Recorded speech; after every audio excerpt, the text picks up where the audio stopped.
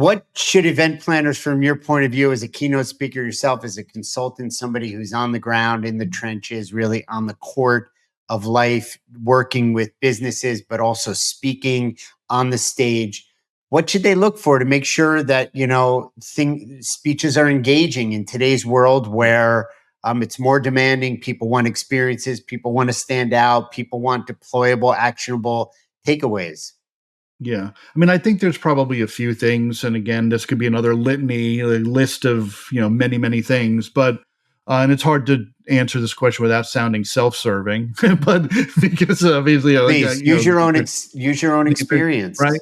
I think certainly, and some of these sound obvious, but they aren't always, is a speaker who really aligns with your organization, with your vision, with your mission, with your event themes and topics, right? It's easy to get, sometimes you need a name to fill seats, right? You need your Matthew McConaughey, as we were talking about before we began recording. And that's fine, but Matthew McConaughey is not going to, tell a CPA anything about accounting that the CPA doesn't already know, right? If you're running an accounting event. But, when you're looking at a business speaker or a sort of a motivational type speaker, if you're more of like a lifestyle conference or whatever, making sure that there's real tight alignment, even if the topic sounds right, there might be things about style or point of view that, that just doesn't align. At the same time, I think speakers who bring something new and different to the table. A lot of times, a lot of speakers on the same general subject matter tend to have the same general point of view. Don't be afraid about bringing in speakers who are going to buck against that and bring ideas that your audience has really never heard about or thought about before. From my perspective, I think a lot of, it's valuable to me as a speaker. I'm sure it's even more valuable to the organizer.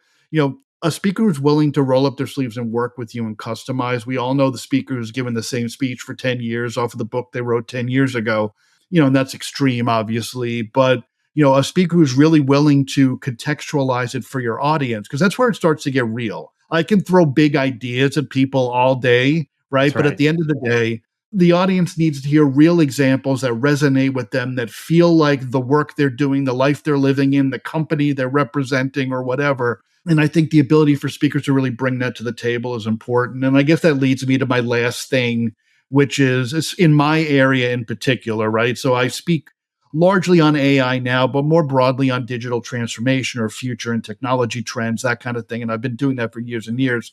But there are a lot of freshly minted AI speakers who, a year ago were metaverse speakers, and a year before that were crypto and NFT speakers, and a year before that were social media speakers. And we change with times, and like the world has evolved and whatever. But like I've been touching on at least AI for a decade or more in my speeches on digital transformation and futures. It just happens to be the hot topic right now, so I more than touch on it. But I think. My point is, I guess, as it relates to that is, I would encourage anyone to look for speakers who more than talk the talk, but actually walk the walk, right? To me, it's always been vital that I'm not just a presenter, I'm also a practitioner. I'm in my, I'm sleeves rolled up, sitting alongside decision makers and companies, helping them make decisions and do stuff, right? And being able to bring that to the table and not just regurgitate the hype I read, I think is important. And I'm not just talking about me. There are many speakers in that same, cut from that same cloth, but looking for speakers who can bring those real world examples, who can say, I've done this. Here are the pitfalls. I've done this. Here are the opportunities. Not just, I read this and Sam Altman said, because there is a lot of risk for that right now. So, I mean, to me, those are the main things. You just perfectly delineated our curation process, our curation methodology. A meeting professional may do it yourself, may even go to ChatGPT and ask for a list of speakers on AI, and they might get it. But where the human element comes in, I'll be able to discard a few immediately because I know they're just not aligned with the values or your core virtues of the organization. A couple of others, the tone or the texture of how they present, their style, even the aesthetics are also going to be discarded. I can save you time there. A few others are out of the price range. Maybe ChatGPT isn't completely informed.